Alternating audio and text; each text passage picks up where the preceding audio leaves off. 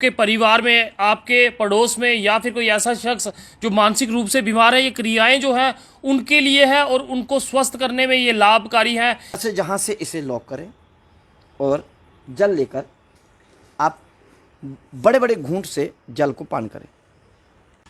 आप देख रहे हैं जेके चैनल और मैं हूं मोहिंदर जीत सिंह। योग से जुड़ी बातें और योग किस तरह से किया जाए आज जेके चैनल के माध्यम से आप देख रहे हो।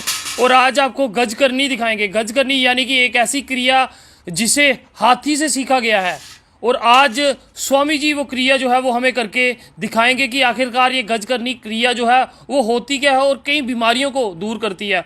और फिर आपको बता दूं, अगर कोई मानसिक रूप से बीमार है आपके परिवार में, आपके पड़ोस में या फिर कोई ऐसा शख्स जो मानसिक रूप से बीमार है, ये क्रियाएं जो हैं उनके लिए है और उनको स्वस्थ करने में ये लाभकारी है। यानी कि कोई खर्चा नहीं, कोई महंगी दवाइयाँ नहीं, सिर्फ योग करने से कितनी बीमारियों को आप दूर रख सकते हैं, जीता जागता उदाहरण है। और स्वामी जी क्या कुछ इस क्रिया के बारे में कहेंगे? बिल्कुल। मैं विजय कृष्ण पाराशर।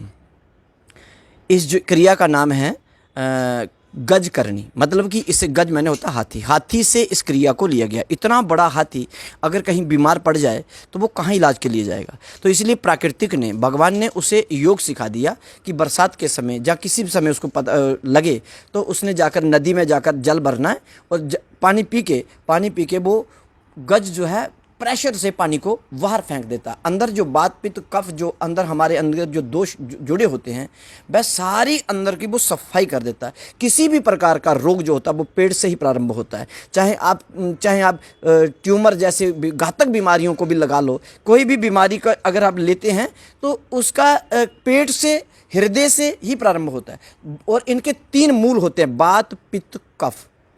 3 ही जो चीज़ें हैं इन्हीं से रोग प्रारंभ होते हैं। तो गजकरनी क्रिया से अंदर की सफाई होती है, मतलब कि बात पित्त कफ का निवारण होता है। इस क्रिया को हाथी से लिया गया है। इसे गजकरनी क्रिया भी कहते हैं, इसको कुंजल भी कहते हैं, इसको बमन भी कहते हैं, परंतु इस क्रिया को हाथी से लिया गया। कितने लीटर पानी इसमें पिया जाता है? 1.5 लीटर पानी को लेना होता है। अब लेने वाले कुछ लोग ज़्यादा भी ले लेते हैं, परंतु 1.5 लीटर से ज़्यादा आप अगर लेते हैं तो थोड़ा आपको शायद पानी अपने आप बाहर आ जाता है, परंतु जो हमारे अंदर की जो कैपेसिटी होती है वो 1.5 लीटर ही पानी को लेना होता है। ये भी जानना चाहेंगे स्वामी जी, ये किस उम्र के व्यक्ति को करना चाहिए और किन व्यक्तियों को नहीं करना चाहिए? देखो, 12-13 साल के बाद आप बच्चे को भी करवा सकते हैं। बच्चों के लिए तो योग बहुत अच्छी चीज़ है। बच्चों को वो उससे 12-13 साल से पहले भी कुछ क्रियाएं हैं उनको भी करना चाहिए, परंतु जो हठ योग में जो जैसे षटकर्म आते हैं तो आप लगभग 12-13-14 साल के बाद लेकर आप अपरांत जीवन तक आप इस क्रिया को कर सकते हैं। और जो इस क्रिया को एक बार कर गया, जिसने इसको सीख लिया, फिर वो छोड़ना भी चाहेंगे, फिर क्रिया ही नहीं उनको छोड़ेगी, क्योंकि उनको आदत हो जाती है। उनको लगता है कि मुझे बहुत अच्छा लग रहा है। किन लोगों को ये नहीं करना चाहिए? हाँ, जिनको कोई जैसे कि कोई ऑपरेशन वगैरह हुआ हो, उसे लगभग 3 महीने के लिए नहीं, जैसे आपको वहाँ का अल्सर का ऑपरेशन होता है, जहाँ गॉल ब्लैडर का किसी प्रकार का ऑपरेशन हुआ तो उनको 3 महीने के लिए इस क्रिया को नहीं करना चाहिए। या गुरु के सानिध्य में जाकर करें या फिर डॉक्टर के सुझाव से करें। जी करिए आराम से स्वामी जी। हाँ, इस क्रिया को करने के लिए सबसे पहले आपको इस प्रकार से बैठना है। इस प्रकार से आप बैठ जाएं। इस प्रकार से जहाँ से इसे लॉक करें और जल लेकर आप बड़े बड़े घूंट से जल को पान करें।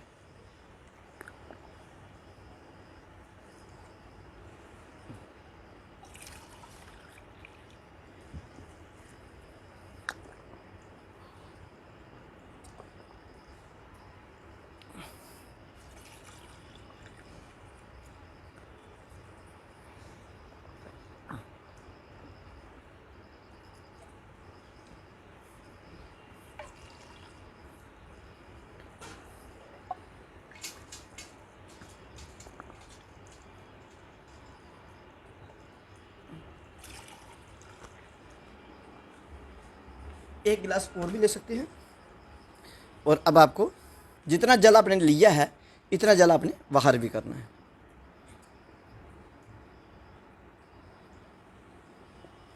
मैं तो काफ़ी ले सकता हूँ क्योंकि हमें तो आदत है। तो आज हमारी कोशिश योग से जुड़ी ऐसी बातें जो कभी आपने ऑन कैमरा ना देखी, और जेके चैनल की कोशिश आज योग से अनदेखी बातें जो है आप तक सार्वजनिक करें और ज़रूर वीडियो को ज़्यादा से ज़्यादा शेयर करें। इसे हम जल जो लिया है, इस जल को हम बमन मैंने बाहर कर देंगे जी, ठीक है। आप यहीं से आप देख लीजिए, इस प्रकार से इस हाथ को जहाँ पर रखें और इस प्रकार से आप स्थिति को बनाएं। 2 उंगल, इन 2 उंगलों या 3 उंगलियों को जो अंदर जो लुटकन होता है उसे टच करें। टच करते ही पानी अपने आप बाहर आ जाएगा।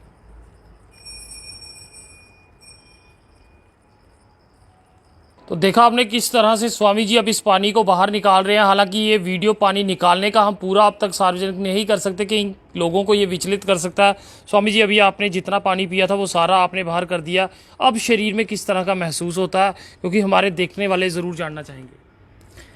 इसे गजकरणी क्रिया कहते हैं। गजकरणी क्रिया करने से आपका जो हृदय संबंधी जो बात पित्त कफ जो होता है वो सारा बाहर चला गया, और जैसे आपको बाहर सब निकल जाएगा तो आपको बहुत हल्कापन लगेगा, आपको अच्छा लगेगा। आपको खाने में पीने में रहने में पूरा दिन की आप अनुभव करके देखिए, आपको बहुत अच्छा लगेगा। महसूस होगा कि हमारे शरीर में बहुत हल्कापन आ गया है, कि हमें लगता है कि जैसे कि हम कितना भी सफ़र करें हमें थकावट नहीं होगी। मतलब कि जो अंदर की जो गंदगी बाहर निकल जाए तो शरीर को बहुत सुख लगता है। सुखमय जीवन बिताना है तो कुंजल क्रिया को अवश्य करना चाहिए। कई लोग जो है लगातार कमेंट्स में आपका नंबर मांग रहे हैं। स्वामी जी चाहूँगा अपना नंबर जो है वो सार्वजनिक जरूर करें। बिल्कुल, मैं आपको नंबर दूंगा 9419126177। एक नंबर और देता हूँ 6005910017। स्वामी जी ये भी जानना चाहूँगा, ये क्रियाएं जो करनी होती हैं ये किस समय करनी होती हैं, और उससे पहले क्या कुछ ग्रहण करना होता है या नहीं? हाँ, इस क्रिया को सुबह सुबह ही करना चाहिए। इससे पहले आप कुछ भी ना लें, जल ही ले सकते हैं। मात्र आप जल पिएं और पेट सफाई करने के बाद आप इस गज करनी क्रिया को कर सकते हैं। मैं तो चाहूँ कि चाय तक भी नहीं लेना चाहिए। चाय तो वैसे भी एक अच्छी चीज़ नहीं है। चाय से भी नाना प्रकार के हमारे शरीर में रोग लगते हैं। यद्यपि आप निरोग्य जीवन जीना चाहते हैं तो चाय से थोड़ा सा दूर हटें।